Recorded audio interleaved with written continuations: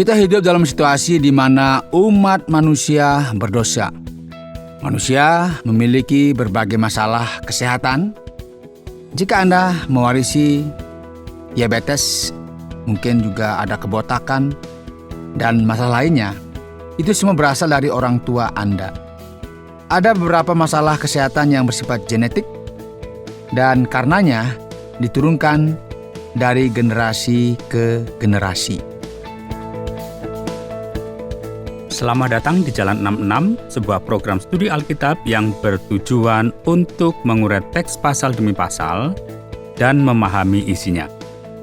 Kita akan belajar Alkitab bersama di bawah bimbingan Pak Yohanes, guru kita, dan saya Oti Priambodo, tuan rumah Anda. Hari ini kita akan mempelajari kitab Ulangan pasal yang ke-27 dan yang ke-28 dengan tema Antara Berkat dan Kutuk. Saudara, di dalam hidup kita menuai apa yang kita tabur. Seperti kata pepatah, tantangan dalam hidup itu tak terelakkan, tetapi kekalahan itu pilihan. Perhatikan kata-kata ini, dan kita akan belajar bersama kali ini. Saudara, puji Tuhan ya, kita bisa bersua lagi dalam program Jalan 66. Masih bersama saya, Pendeta Yohanes, dan tentunya kita masih belajar kebenaran firman Tuhan dari Ulangan. Dan saat ini kita sampai di Ulangan 27 dan 28. Silakan siapkan Alkitab saudara, baik cetakan maupun Alkitab elektronik yang ada di handphone masing-masing. Silakan persiapkan, atau mungkin yang merasa, saya akan dengar baik-baik ini, karena itu saya buat kopi dulu. Ya boleh ya, jangan lupa temannya ya, ada mungkin gorengan, pisang goreng, tapi jangan banyak-banyak, karena bisa kolesterol. Tapi gak apa-apa lah, yang penting kita bahagia, kita merasa senang, dan ingat bahwa dengan belajar kebenaran firman Tuhan, hidup kita akan damai. Amin saudara, amin. Saudara, kita ingat bahwa kitab Ulangan ini ya, saya ulangi lagi ya, bahwa ini disusun satu dasar yang digunakan, ini adalah perjanjian antara Allah dan Israel, umatnya. Dan tentunya, bagian ini itu berisi garis besar yang dibagi menjadi 3 bagian. Kalau kita membaca dari pasal 27 dan 28 ini, ada 3 bagian ya, 3 wacana yang kita sebut dengan adanya pendahuluan, ada bagian inti, dan juga ada kesimpulan. Dan ini merupakan wacana ketiga yang disampaikan oleh Musa. Jadi menurut Alkitab yang kita baca di sini ya, kalau di pasal 27-28 ini bagian yang ketiga begitu ya. Nah, coba kita lihat sekarang ya, coba saudara perhatikan di ayat yang pertama. Lagi Musa dan para tua-tua Israel memerintahkan kepada bangsa itu, berpeganglah pada segenap perintah yang kusampaikan kepadamu pada hari ini. Dan pada hari ini kamu menyeberangi sungai Yordan ke negeri yang diberikan kepadamu oleh Tuhan Allahmu. Maka haruslah engkau menegakkan batu-batu besar. Dan mengapurnya, lalu pada waktu itu haruslah kau tuliskan segala perkataan hukum Taurat ini. Sesudah engkau menyeberang, supaya engkau masuk ke negeri yang diberikan kepadamu oleh Tuhan Allahmu, suatu negeri yang berlimpah-limpah susu dan madunya, seperti yang dijanjikan kepadamu oleh Tuhan Allah nenek moyangmu. Dan sesudah kamu menyeberangi sungai Yordan, maka haruslah batu-batu itu yang telah kuperintahkan kepadamu pada hari ini, kamu tegakkan di gunung Ebal dan kau kapuri. Juga haruslah kau dirikan di sana mezbah bagi Tuhan Allahmu, suatu mezbah dari batu yang tidak boleh kau olah dengan perkakas besi. Dari batu yang tidak dipahat haruslah kau dirikan mezbah Tuhan Allahmu. Itu, dan di atasnya haruslah kau persembahkan korban bakaran kepada Tuhan Allahmu. Juga haruslah engkau mempersembahkan korban keselamatan, memakannya di sana dan bersukaria di hadapan Tuhan Allahmu. Selanjutnya haruslah engkau menuliskan pada batu-batu itu segala perkataan hukum Taurat ini dengan jelas dan terang. Jadi, setelah bagian ini saudara, kita melihat sesuatu yang berlanjut gitu ya, menceritakan bagian-bagian di mana ada upacara ya yang akan dilaksanakan untuk pembangunan mezbah yang akan ada nanti di Gunung Ebal. Jadi intinya di sini adalah sebagai berikut ya kira-kira. Karena Allah telah menetapkan perjanjian dengan Israel, ya, dan perjanjian ini memiliki beberapa tuntutan yang jelas. Setelah umat itu menaati aturan yang ditetapkan oleh Tuhan, mereka akan diberkati oleh Tuhan. Sebaliknya, jika mereka memilih untuk tidak mentaati Tuhan atau melanggar kesepakatannya, dan tentunya mereka akan mendapat kutukan. Nah, mengapa pasal 27 ini kalau kita baca keras, ya, menakutkan? Ya, kita melihat di sini bahwa Musa bersama para orang Lewi berkata kepada Israel sebagai berikut, "Taatilah Tuhan Allahmu dan lakukanlah perintah serta ketetapannya yang kusampaikan kepadamu pada hari ini." Coba kita perhatikan. Jadi orang Lewi selama seluruh upacara ini, dia akan menyampaikan sesuatu yang sangat keras. Terkutuklah orang yang membuat berhala, sesuatu yang menjadi kekejian bagi Tuhan, hasil karya tangan orang terampil dan mendirikannya secara tersembunyi. Maka seluruh umat itu harus berkata, amin. Maka daftar kutukan disajikan di sini kalau kita perhatikan di pasal 27. Dan kutukan ini melibatkan mereka yang tidak juga menghormati orang tua mereka. Mereka yang mengubah garis pemisah antara harta milik mereka dan harta milik tetangga mereka. Mereka yang menyesatkan orang buta di jalan. Mereka yang tidak memberikan keadilan kepada orang asing, anak yatim atau janda. Mereka yang tidur dengan istri ayah mereka atau tidak menghormati ayah mereka. Mereka yang melakukan hubungan seksual dengan binatang. Mereka yang tidur dengan saudara perempuan yang lahir dari ayah dan ibu yang sama. Mereka yang tidur dengan ibu mertua mereka. Mereka yang secara diam-diam membunuh tetangga atau menerima pembayaran untuk membunuh orang yang tidak bersalah. Dan akhirnya, mereka yang tidak mempraktikkan perintah-perintah dalam hukum ini. Dan ketika kita sampai pasal 28, saudara, kita melihat referensi tentang berkat-berkat. Dan di akhir pasal 28 itu kutukan-kutukan yang diakibatkan oleh ketidaktaatan. Ini merupakan bagian dari perjanjian dengan Allah. Dan kita perhatikan, ya, jika engkau baik-baik mendengarkan suara Tuhan Allahmu dan melakukan dengan setia segala perintahnya yang kusampaikan kepadamu pada hari ini, maka Tuhan Allahmu akan mengangkat engkau di atas segala bangsa di bumi. Segala berkat ini akan datang kepadamu dan menjadi bagianmu jika engkau mendengarkan suara Tuhan Allahmu. Diberkatilah engkau di kota dan diberkatilah engkau di ladang. Diberkatilah buah kandunganmu, hasil bumimu dan hasil ternakmu, yakni anak lembu sapimu dan kandungan kambing dombamu. Diberkatilah bakulmu dan tempat adonanmu. Diberkatilah engkau pada waktu masuk dan diberkatilah engkau pada waktu keluar. Saudara, kita perhatikan, ya, kitab suci ini terus berlanjut. Kita sampai di ayat 14, ini membahas detail berkat-berkat yang diberikan Allah. Ini terutama berkaitan dengan kemakmuran umat. Ternak mereka, ya, mereka diberi kemampuan untuk memiliki anak, ya, dan juga hasil panen mereka. Nah, semua elemen ini akan diberkati oleh Allah. Dan Israel pun akhirnya akan menjadi pemimpin bangsa-bangsa tanpa dikalahkan oleh musuh-musuh mereka. Nah, ketidaktaatan lagi sekali itu mendatangkan kutukan. Coba kita perhatikan ayat 15.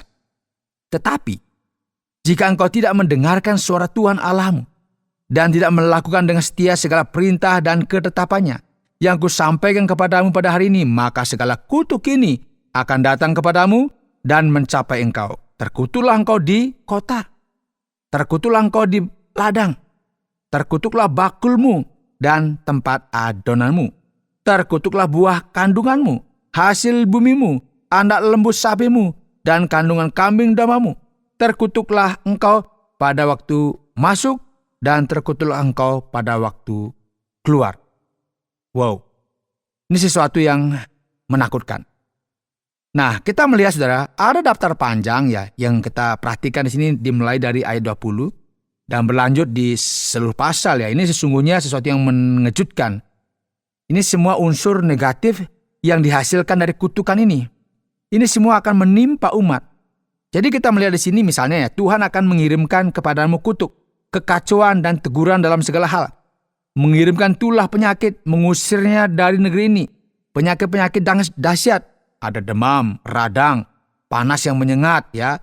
Langit akan menjadi seperti perunggu di atas kepala mereka dan akan ada penderitaan yang hebat. Nah, tulah-tulah yang menimpa di Mesir juga akan menimpa bangsa itu.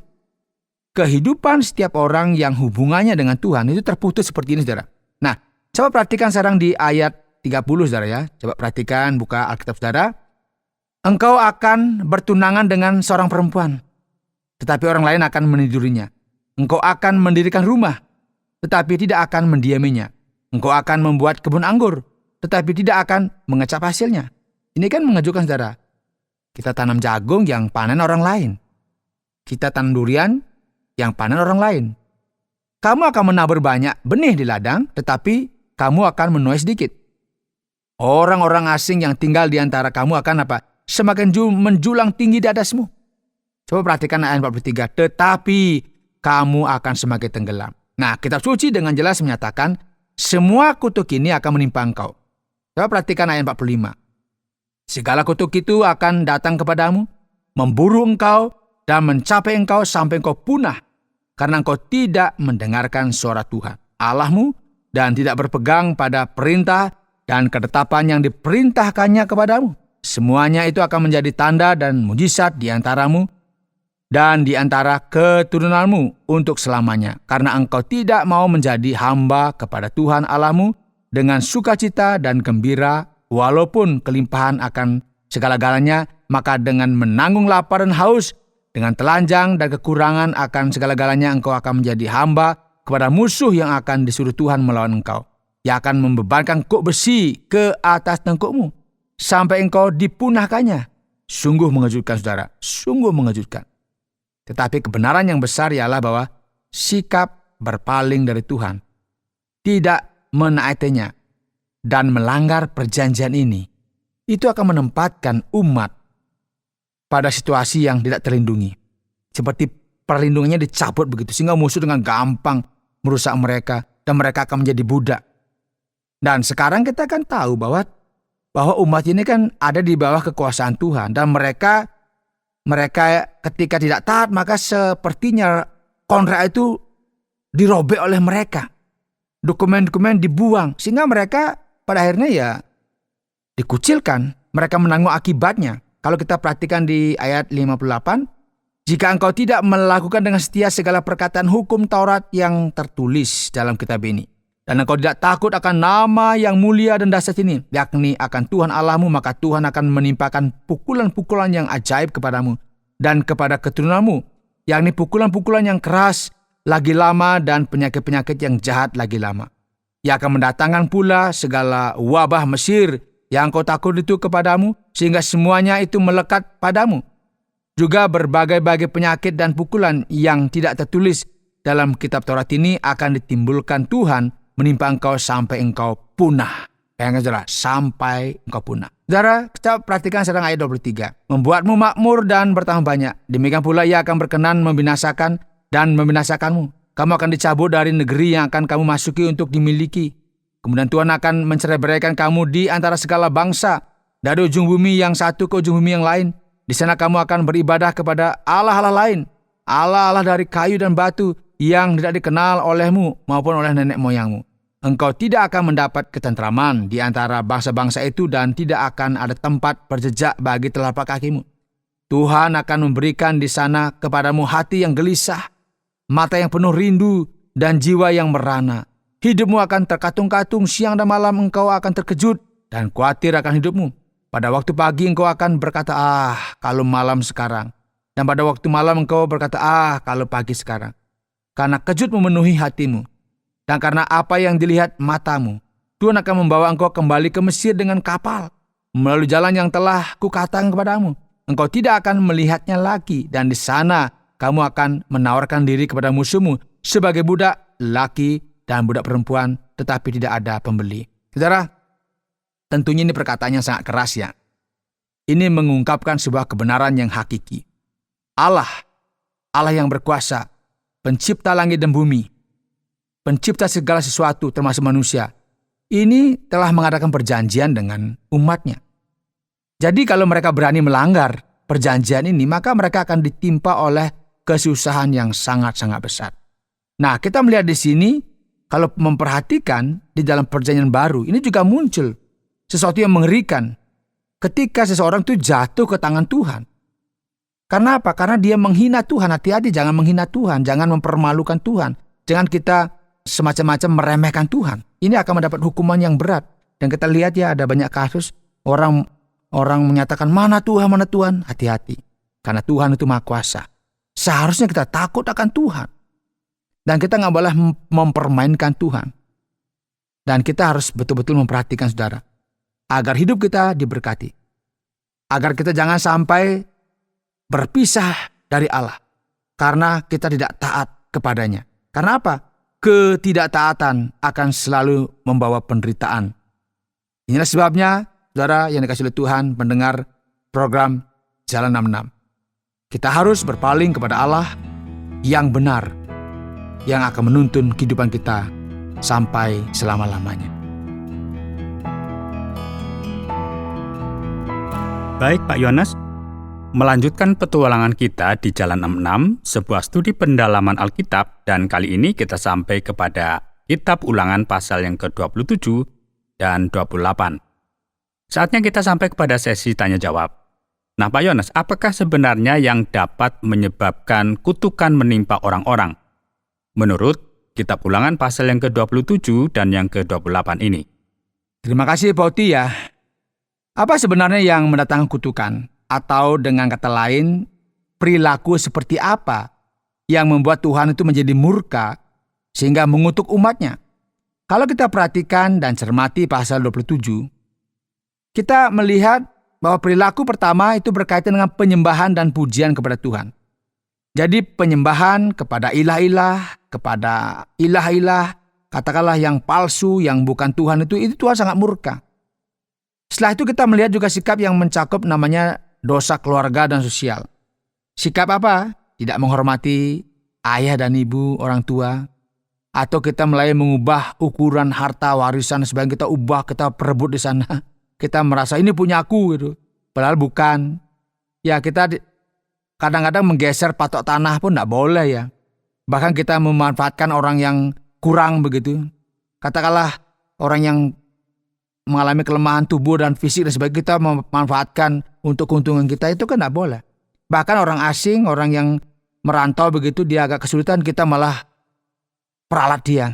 Bahkan ada yatim, piatu, janda. Jadi Allah membenci yang namanya dosa agama, dan ini ada yang lain juga yang disebut dengan dosa sosial. Jadi sesuatu yang sebenarnya kita bisa lakukan, tapi kita pada akhirnya tidak melakukannya. Dan ada juga dosa moral di sini, saudara. Misalnya orang itu tidur dengan istri ayah mereka. Bahkan yang mengerikan, mereka melakukan hubungan seksual dengan binatang. Tidur dengan saudara perempuan, ibu mertua mereka. Ini kan semua kalau kita perhatikan, ini kan dosa-dosa yang mengerikan, yang tentunya akan menghancurkan keluarga inti. Dan akhirnya saudara, ini juga bicara mengenai hal-hal yang pada akhirnya, misalnya orang melakukan pembunuhan, membayar pembunuh bayaran. Kalau kita perhatikan sedang di TV kan banyak, tiba-tiba orang terbunuh. Oh, ternyata ada orang yang dibayar untuk melakukan kejahatan. Itu dari dulu itu sudah diingatkan, ya jangan melakukan yang demikian. Mengapa? Ya karena Tuhan menentangnya. Orang itu akan mendapat murka Tuhan, atau dengan bahasa yang digunakan ini, dia akan mendapat kutukan dari Tuhan. Segala macam dosa setiap saat, dari pukul 6 sore hingga tengah malam, begitu? Benar Pak Oti, ini dari pagi setiap saat itu berdosa terus. Sampai fajar. Sampai fajar. Ini kan cukup menakutkan ya. Dan kutukan-kutukan yang disebutkan itu, apakah masih terjadi sampai sekarang Pak Yohanes? Kita melihat dan perhatikan situasi-situasi di ayat yang ke-41 dan ayat-ayat lainnya. Jadi bagaimana saya bisa masuk ke dalam semuanya ini Pak Yohanes? Baik Pak Oti ya, penting bagi kita untuk mengingat ini karena ketika kita membaca Alkitab, tambah banyak memperhatikan, ya kita berpikir bahwa semua ini berkaitan dengan kehidupan kita saat ini. Nah, kutukan dan berkat dalam Kitab Ulangan semuanya itu berkaitan dengan perjanjian antara Allah dan Israel. Ini kita tahu bahwa Allah dan Israel itu memiliki sebuah kesepakatan. Mereka seperti menandatangani kontrak bersama-sama. Ini tanggung jawab saya, ini tanggung jawabmu, ayo lakukan bersama-sama. Tidak boleh kita mengingkari kontrak atau perjanjian yang telah kita lakukan. Penguasanya siapa? Ya Tuhan. Tuhan yang berkuasa. Kita harus taat kepada Tuhan. Kalau kita nggak taat, kita akan mendapat resikonya. Yang dikatakan di sini ada kutukan-kutukan. Mereka akan dibuang, mereka akan mengalami kesulitan, dan ini kita lihat dalam sepanjang sejarah. Nah, kenyataannya saudara, jika seseorang tidak mentaati Tuhan, ia akan kehilangan sesuatu dalam hidupnya. Tapi harus ingat ya, kita nggak bisa mengambil ini berkat ini, kutukan ini, kemudian kita terapkan dalam kehidupan kita hari ini. Seolah ayat-ayat ini ditujukan kepada setiap individu hari ini. Ini kan penafsirannya, mohon maaf ya, kurang tepat lah. Atau bahkan ya orang menjadi takut karena ada sesuatu yang terjadi nanti kan, wah ini kena kutuk dan sebagainya. Tapi kita harus ingat di sini, intinya bahwa ketidaktaatan itu akan membawa kita kepada persoalan. Kira-kira seperti itu saja yang bisa kita simpulkan supaya kita tidak melebar kemana-mana. Nah, yang menarik perhatian kita pada saat kita melihat kitab Ulangan pasal yang ke-27 dan yang ke-28 ialah bagaimana mungkin Allah yang begitu pengasih, Allah yang begitu penyayang. Bagaimana mungkin Ia menjadi satu-satunya yang mendatangkan semua kutukan ini atas umat yang begitu Ia kasihi dan melakukan begitu banyak mukjizat bagi mereka? Ini pertanyaan yang sangat penting dan tentunya kita harus memahami ya, seperti yang dikatakan tadi, Tuhan itu kasih. Tapi ingat bahwa Tuhan itu juga adil. Dan ingat juga bahwa Tuhan juga tidak mungkin berkompromi yang dengan namanya dosa, dengan yang namanya kesalahan. Dia tidak bisa juga mengelus-ngelus kepala orang yang melakukan kebiadaban. Ingat, Tuhan itu kasih. Tetapi Tuhan juga adil. Tujuan dari semua hukumannya yaitu karena supaya orang itu kembali kepada Tuhan, kembali kepada jalan yang benar, bukan untuk menghukum dan membinasakan. Karena aku nggak suka, bukan. Karena ada tindakan-tindakan, sifat-sifat yang sebenarnya Tuhan mau orang itu kembali kepada Tuhan, dihukum supaya dia kembali sebenarnya. Jadi karena apa? Karena mereka kan sudah ada perjanjian ya, dan mereka itu melanggar perjanjian yang telah mereka sepakati bersama. Ini bicara mengenai Tuhan dan umat Tuhan. Sudah ada hukum-hukum yang diberikan. Ingat, Tuhan itu kasih. Tetapi Tuhan juga adil. Karena itu juga kita nggak boleh main-main dengan Tuhan. Senang rasanya berpikir, Tuhan itu kasih. Lalu melupakan keadilannya. Itulah hal pertama yang kita lakukan. Dan seputar topik yang sama, Pak Yohanes, saya baru menyadari bahwa saat ini kita hidup di zaman di mana orang-orang membicarakan garis teologis yang menyatakan kutukan turun-temurun. Pak Yohanes, ayat yang ke-32 dan 41 atau pasal yang ke-28, di sini tampaknya membahas bagian ini. Nah, mungkinkah ini benar-benar terjadi? Nah, Pak Oti ya, ada gagasan dalam perjanjian lama itu sendiri ya, dalam hukum Taurat ya, kalau kita perhatikan perjanjian, bahwa Allah ini misalnya, itu akan melawat, dalam arti akan mendatangkan penghakiman atas kejahatan dan dosa hingga generasi ketiga. Ini adalah gagasan bahwa dosa adalah sesuatu yang begitu kuat, begitu serius, begitu dahsyat, itu melampaui batas-batas individu, bahkan bisa menyerang generasi-generasi selanjutnya. Namun harus kita ingat ya, gagasan di sini bukanlah kutukan turun-temurun, bukan itu maksudnya. Gagasannya adalah kita melakukan sesuatu. Misalnya ya, seorang wanita, mohon maaf ya, misalnya merokok selama kehamilannya, maka bayinya lahir dengan masalah. Jika saya melakukan sesuatu yang akan membuat keluarga saya belajar sesuatu yang salah, maka mereka akan mendapat masalah karenanya. Nah, tentu saja ada masalah dan hal-hal negatif yang kita warisi, katakanlah dari orang tua kita. Kita hidup dalam situasi di mana umat manusia berdosa, manusia memiliki misalnya berbagai masalah berkaitan dengan kesehatan. Misalnya orang tua diabetes itu kan bisa mewarisi juga, bisa anaknya juga bisa kemungkinan kena diabetes. Ini kan sesuatu yang memang semacam diwarisi. Memang ada beberapa masalah kesehatan ya, kita paham ada bersifat genetik dan karenanya diturunkan dari generasi ke generasi. Ini adalah masalah nyata dan tak seorang pun yang mengatakan kutukan keturunan tidak ada dapat menyangkalnya. Nah, kita pertama tua, begitu banyak hal yang terjadi dan kita dapat melihat dengan baik. Kalau kita mencoba mengatakan bahwa semua masalah dan dosa kita dijelaskan berdasarkan kutukan-kutukan ini, itu pasti nggak benar. Bukan seperti itu cara kita berpikir. Nah, terkadang masalah kita memang memiliki asal-usul genetik dan kita baru akan terbebas darinya ketika kita dibangkitkan dengan tubuh yang baru. Namun terkadang ya masalah-masalah itu merupakan akibat dari pilihan-pilihan kita yang salah, betul ya? Dan sejujurnya, ya ini yang terjadi. Kita kan milih yang salah, makan yang salah, kebanyakan, mohon maaf ya, lemak-lemak ya kolesterol. Kebanyakan yang pedas-pedas ya sakit mah. Ini kan pilihan-pilihan kita, karena itu ya itu resiko dari semua pilihan kita. Bagaimana dengan pendidikan, Pak Yohanes? Ini bicara pendidikan, ya kita tahu pendidikan itu penting, yang mengajarkan apa yang benar dan salah. Tidak ada gunanya kita mencoba menyalahkan orang lain atas masalah kita, itu nggak perlu. Jadi kalau kita bicara mengenai teologi kutukan bersifat turun-temurun, itu saya kira terlalu radikal ya, ekstrim. Dan tentu ya nggak sesuai dengan apa yang dituliskan di dalam Alkitab. Benar, Pak Yohanes. Terima kasih atas penjelasannya, dan berikut bagaimana dengan kesimpulan pada ulangan pasal yang ke-27 dan yang ke-28 ini, Pak. Saudara, hari ini dalam program Jalan 66 kita belajar dari ulangan pasal 27 dan tema kita adalah berkat dan kutuk. Dan dari apa yang kita pelajari, kita belajar bahwa kita nggak boleh main-main dengan Tuhan. Israel itu bangsa pilihan, dikasih Tuhan, dipilih dari antara bangsa-bangsa lain. Bukan karena mereka itu lebih baik dari yang lainnya. Mereka adalah umat yang dikasihi dan istimewa. Dan mereka terikat kepada perjanjian dengan Allah. Dan mereka harus tunduk kepada perintah dan hukum Allah. Tetapi faktanya, secara terbuka, mereka melakukan pemberontak kepada Tuhan. Ini yang kita sebut sebagai sesuatu yang sebenarnya gimana ya bisa dia sudah berjanji, dia seperti merobek perjanjian itu. Kita tahu bahwa Tuhan itu penuh dengan kasih, saudara. Tetapi ingat bahwa dia juga adil. Oleh karena itu, pertanyaan sekarang, bagaimana kehidupan saya dengan Tuhan? Ingat, kita nggak boleh main-main dengan Tuhan.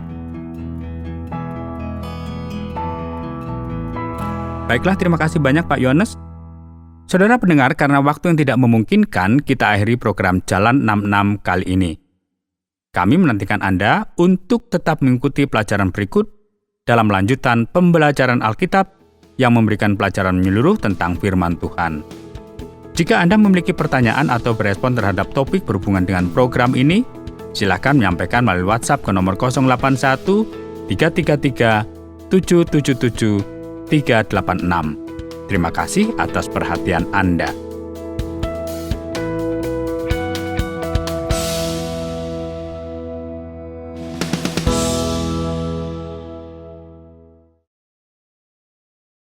Terima kasih Anda sudah mengikuti program kami. Jika Anda diberkati, jangan lupa like, komen, dan share supaya Anda tidak ketinggalan setiap program terbaru kami. Jangan lupa juga untuk subscribe channelnya dan nyalakan loncengnya. Jika Anda ingin mendukung pelayanan kami, bisa melalui rekening kami berikut ini atau menghubungi kami di sini.